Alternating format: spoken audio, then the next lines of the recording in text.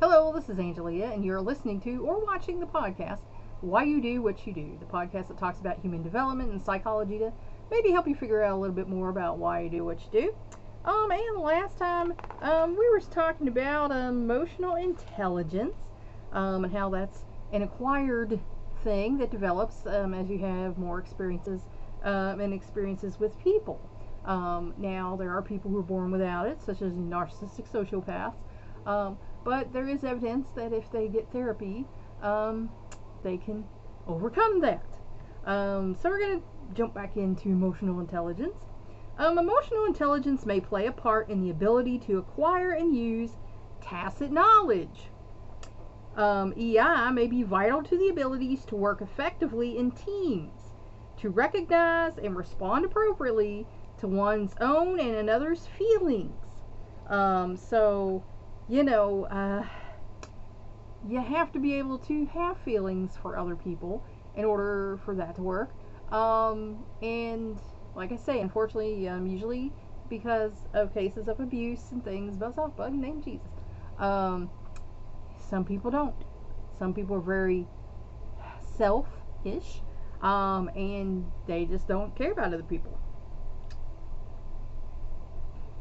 It also may affect how well people navigate intimate relationships and how healthy they remain under stress. And now, if you are selfish, it's going to be hard for you to have intimate relationships because there has to be give and take. You can't just be all about you getting, or eventually people are going to get tired of that, and resilience is something that, is looked for in psychology. The more resilient you are, the more healthy you can stay under stress. There are people, slightest little stress, they fall apart. I can't stand that. I know people like that. Emotional intelligence is not the opposite of cognitive intelligence. Some people are high in both, while others have little of either. So, it's not an either or thing. You either have it or you don't. And like I say, your life experience kind of dictates how that rolled out. But you can overcome your life experience. EI may be largely set by mid-adolescence, when the parts of the brain that control how people act on their emotions matures. Men and women tend to have differing emotional strengths, and that's because our brains are different. On an EI test given to 4,500 men and 3,200 women, the women scored higher on empathy and social responsibility. So, as women, we are more likely to have empathy for other people, and we are more likely to meet our social responsibilities. The men on stress tolerance and self-confidence. So the men handled stress tolerance better, and they had more self-confidence. And the joke on that one is because it's a man's world. They are confident. They aren't made to feel bad about themselves, for being a man. Whereas a lot of women are made to feel bad about themselves for being a girl, Emotional intelligence echoes some other developmental theories and concepts. Excuse me. It is reminiscent of Gardner's proposed intrapersonal and interpersonal intelligences. It also resembles post-formal thought in its connection between emotions and cognition. So women are kind of better with that because both sides of our brain talk to each other a little faster. We have 3 times the connections in our corpus callosum, so we're a little quicker in that regard than men are. Men are modal. They have to shift gears. They're either in logic mode or emotion mode. My goodness.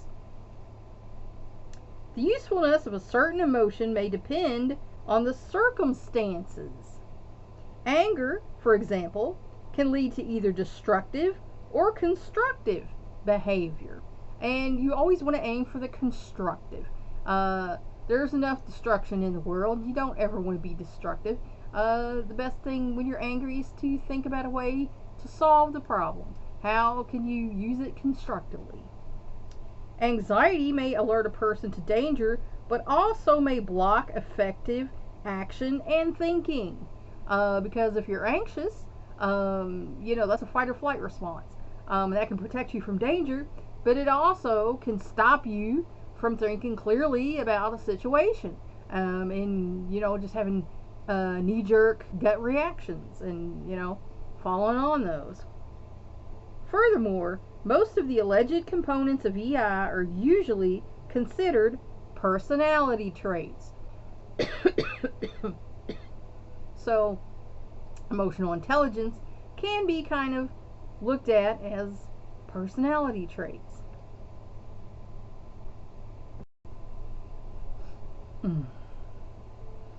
Ultimately, acting on emotions often comes down to a value judgment.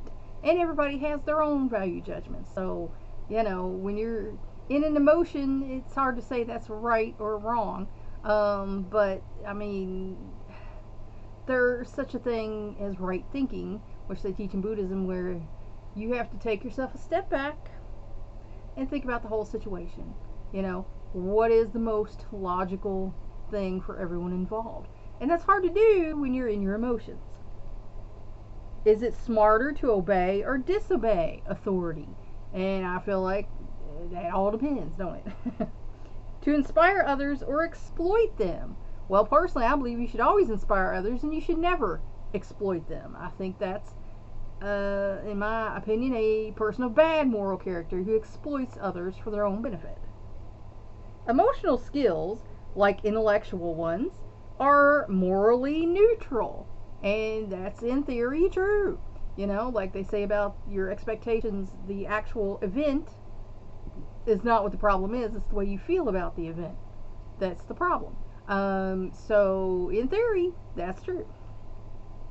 Without a moral compass to guide people in how to employ their gifts, emotional intelligence can be used for good or evil. So, again, if you're a person who is a sociopath and manipulates other people for your benefit, that's evil in my opinion. And I believe in his opinion too. But if you're a person who uses your emotional intelligence to help people, teach people and things of that nature, then I believe that's a good use of your emotional intelligence. Moral development. Yeah, we're going to get into that. Yeah. A lot of people think, that's all opinionated based on your belief systems, but there are basic good and bad things in the world, no matter what your belief system is. In Kohlberg's theory, moral development of children and adolescents accompanies cognitive maturation. So, as your brain grows and your thinking grows, you will reach a moral state, in theory. Youngsters advance in moral judgment as they shed egocentrism and become capable of abstract thought. So when it stops being all about them and they're capable of thinking about things in the whole, they start to develop some morals. In adulthood, however, moral judgments often become more complex.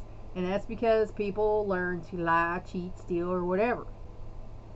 According to Kohlberg, advancement to the third level of moral reasoning, fully principled, post-conventional morality, is chiefly a function of experience. So again, as you have more experiences, the more you learn, and the more you're able to see how immoral behavior or actions affect others, and how that affects society as a whole. And we unfortunately have to live in a society, so these bad decisions kind of have a cascading effect. Most people do not reach this level until their 20s, if ever, because there's some people who have no morals. I'm sure we all know of people that their moral compass is always pointed the wrong way.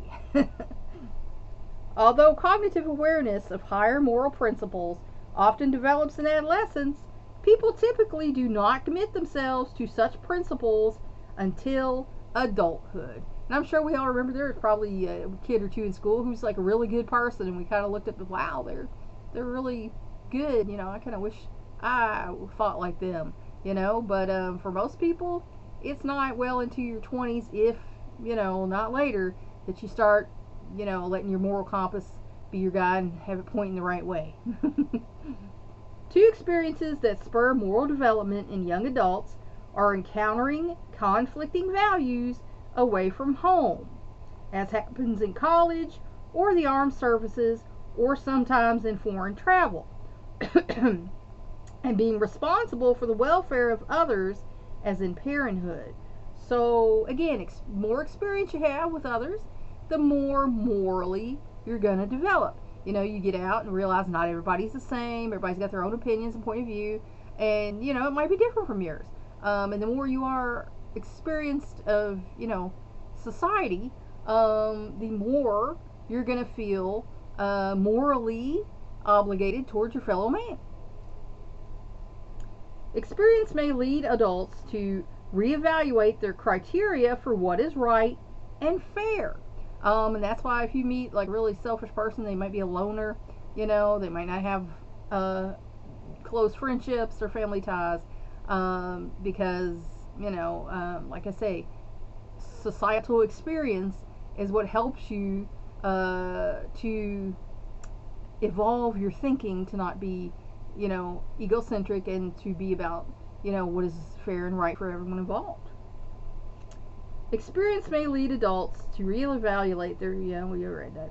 Some adults spontaneously offer personal experiences as reasons for their answers to moral dilemmas. Like I say, everybody has an excuse.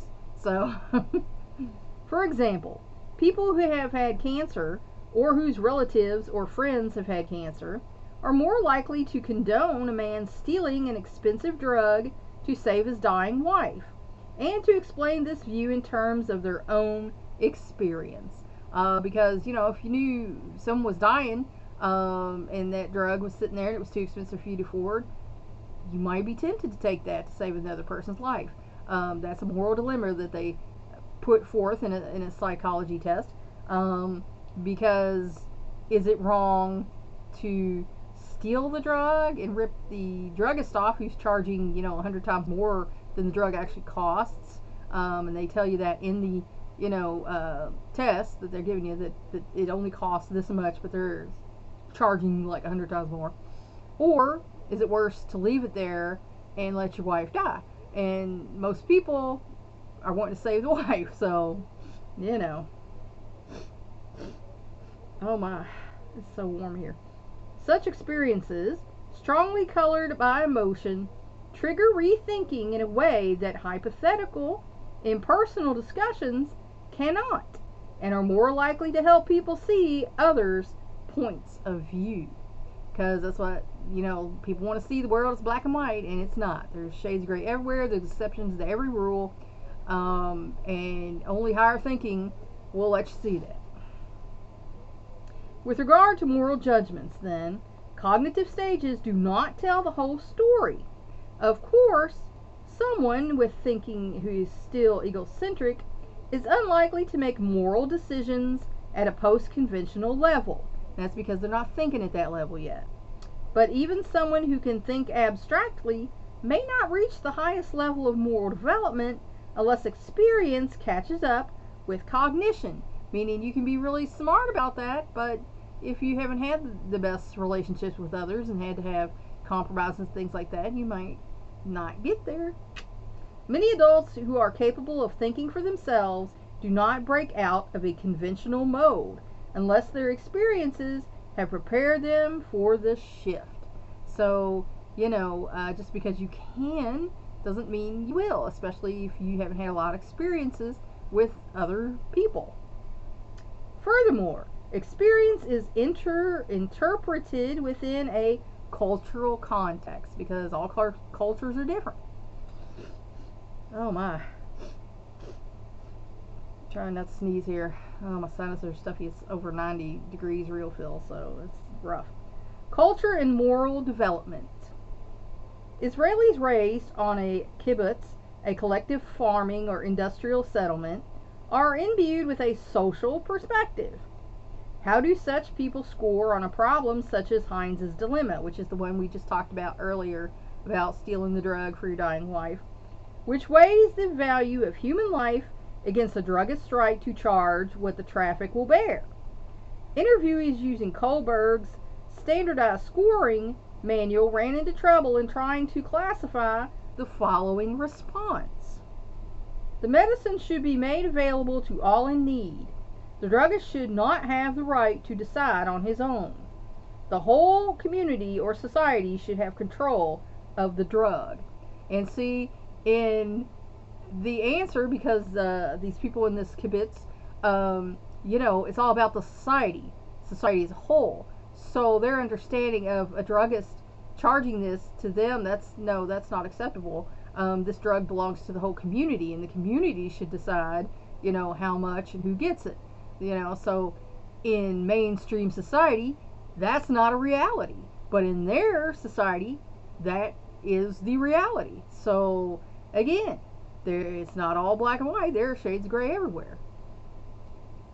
Responses such as this one were coupled with statements about the importance of obeying the law, and thus were confusing to the interviewers, who estimated them as fitting in with conventional stage 4 reasoning, or as being in transition between stages 4 and 5, because, like I said, in the mainstream society, that wasn't a thing.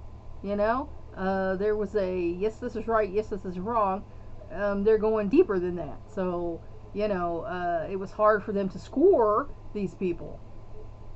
However, from the perspective of an Israeli kibbutz dweller, such a response may represent a post-conventional moral principle missing from Kohlberg's description of stage 5.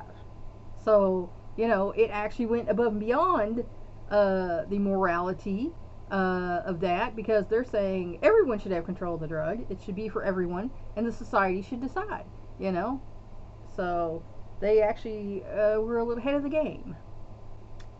If membership in a kibbutz is viewed as a commitment to certain social values, including cooperation and equality for all, then concern about upholding the system may not be merely for its own sake, but aimed at protecting those principles.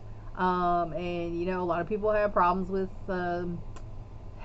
socialism, communism, and in fact, they're actually good ideas. However, the problem becomes in enacting those good ideas, because you're never going to have a system where there aren't corrupt leaders. You're always going to have a problem with people at the top taking advantage of people at the bottom. We have that here, in our country. People at the top taking advantage of people at the bottom. And it's never going to be a perfect system, no matter what system you have, for that reason, because humanity is not always moral. When Kohlberg's dilemma were tested in India, Buddhist monks scored lower than lay people. Apparently, Kohlberg's model, while capturing the pre-conventional and conventional elements of Buddhist thinking, was inadequate for understanding post-conventional Buddhist principles of cooperation and nonviolence, because that would have been wrong, so they wouldn't have done it for that reason. So, again, culture plays a part in what your moral judgments are. Heinz's dilemma was revised for use in Taiwan. In their revision, a shopkeeper will not give a man food for his sick wife. This version would seem unbelievable to Chinese villagers, who are more accustomed to hearing a shopkeeper in such a situation say, "You have to let people have things whether they have the money or not." So for them, if the wife was sick and dying, go ahead and take it. And there's a lot of people, good people here in this country like that. If I can help you out, go ahead. But that's certainly not everybody. So to them, that was, how horrible that they would do that. So, when you hear people talk about Westerners, to them, that idea would be pretty immoral. The person should be given that for their life's sake, whether they have the money or not. So again, their culture and ours, pretty different. Whereas Kohlberg's system is based on justice, the Chinese ethos leans toward conciliation and harmony. So to them, getting along and having a harmonious society is more important than the individual's pocketbook. In Kohlberg's format, respondents make an either-or decision based on their own value systems. So once they figured this out, hey, there's a difference between peoples, then they start looking at, what are the differences, and found that culture does play a big part in your opinion in this dilemma. In Chinese society, people faced with moral dilemmas are expected to discuss it openly, be guided by community standards, and try to find a way of resolving the problem to please as many parties as possible. Now, can you imagine that actually happening here in America? Let's just get a whole bunch of people together and discuss how we all feel about it. Supposedly we have voting rights. Oh my. But certainly not on every little thing that happens, and certainly not on whether so-and-so should give this person food, So, again, culture plays a part in our moral development. In the West, even good people may be harshly punished if, under the force of circumstances, they break a law. The Chinese are unaccustomed to universally applied laws. They are taught to abide by the decisions of a wise judge. So, the police decide whether they think this is an offense worthy of you going to jail, and then the judge decides whether you go to prison or not. Over here, we have the law set out, and even if there was a good circumstance for you breaking a law, you still broke the law, you still go to jail, and you might go to prison. So, over in the East, they think that, whoa, well, what about this? The situation was this. Doesn't matter, they broke the law. They're like, whoa, So, culture plays a part. However, we need to be careful and to avoid making broad brush generalizations about cultural attitudes. Because like I say, everybody's different. And, you can't compare cultures and say this one's right, this one's wrong, because that's not true. There are certain cultural things that, psychologists feel like, well, this is not a good thing for society or good for their children, and, they have expressed that before. But, again, cultural attitudes are unique to the culture. Concepts of rights, welfare, and justice exist in all cultures, though they may be differently applied, because, each culture has their own rules. To say that Western cultures are individualistic and Eastern cultures are collectivists ignores individual differences and even diametrically opposed attitudes within each culture, and the specific contextual situations in which moral judgments are applied. Because in any culture, it is not all good people or bad people. There's always, good people in every culture and bad people in every culture. And whenever I've come across some racist folks, and I tell them that we're all in the same boat. There's good people and bad people in every culture, every race, every creed, every religion, and you can't paint a culture or religion with a broad brush, because that just makes you a racist. Bless me, Lord. Ugh. For example, it became apparent in the days and weeks following the terrorist attacks of September 11, 2001, that cooperation may be as strong a part of the American ethos as competition. Because, as you know, we all came together. People came from all the world to help out and, dig and try to rescue some people and, give aid and, help to people. So, we have seen that our country can come together and not matter, what party you are, what religion you are, and things of that nature. And if we could remember that every day instead of just on one day, in the weeks and months and years following, then that would be awesome. We would have much better culture. The seventh stage. Kohlberg, shortly before his death in 1987, proposed a seventh stage of moral reasoning, which moves beyond considerations of justice and has much in common with the concept of self-transcendence in Eastern traditions. So, he decided there was another stage. In the seventh stage, adults reflect on the question, why be moral? So see, That's a big question. There are people who feel you don't have to be. Why bother? And usually people have no belief system. They don't believe in a higher power. So to them, why shouldn't I do whatever I want to do? Because it's all about me. That's very individualistic, selfish, sociopathic thinking. But according to their beliefs, it's fine because it doesn't matter anyway, because there's not any higher power for them to answer to.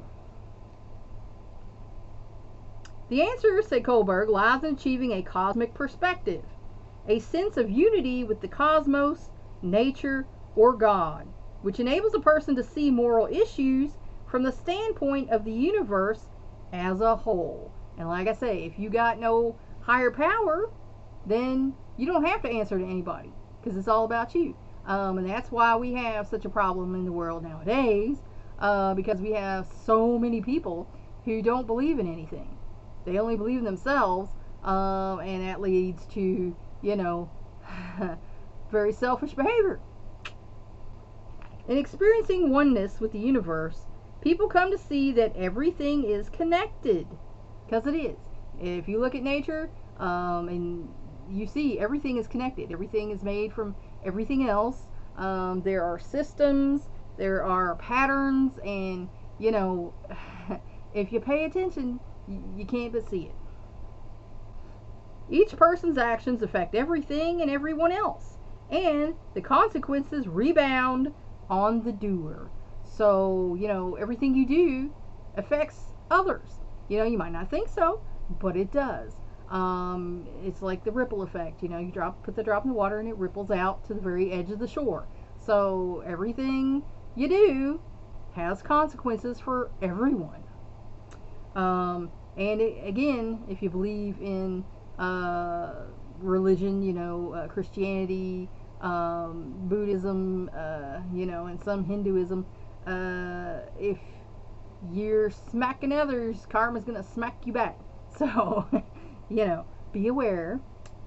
This idea was eloquently expressed in a letter written in the mid-19th century by the American Indian chief Seattle, leader of the Squamish and Duwamish tribes, when the U.S. government sought to buy their tribal land. And he wrote, "We are part of the earth, and it is part of us. Man did not weave the web of life. He is merely a strand in it. Whatever he does to the web, he does to himself. So, if we sell you our land, love it as we have loved it. Care for it as we have cared for it.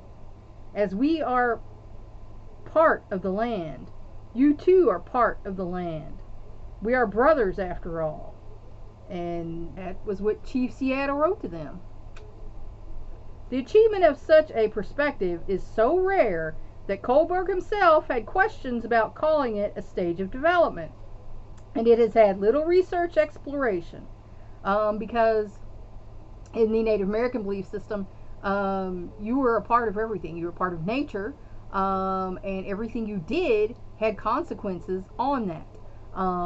So, it was a much more higher way of thinking, more altruistic way of thinking than what we have, and that's why people who came here from Europe, they didn't understand it. Like, oh, these crazy, gross natural people, but it's actually a very higher moral way of thinking than what the Europeans in general had when they came over.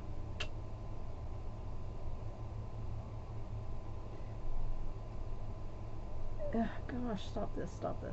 Kohlberg did note that it parallels the most mature stage of faith that the theologian James Fowler identified, in which one experiences a oneness with the ultimate condition of one's life and being. So they realize the oneness of everything, a lot like the Buddhists, realize the oneness of everything. So, it's a higher way, and, the Aborigines, it's a higher way of thinking where you are a part of everything and everything is a part of you.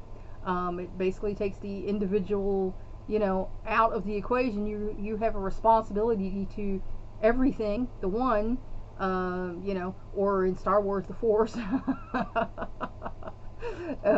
you know, and it's not all about you.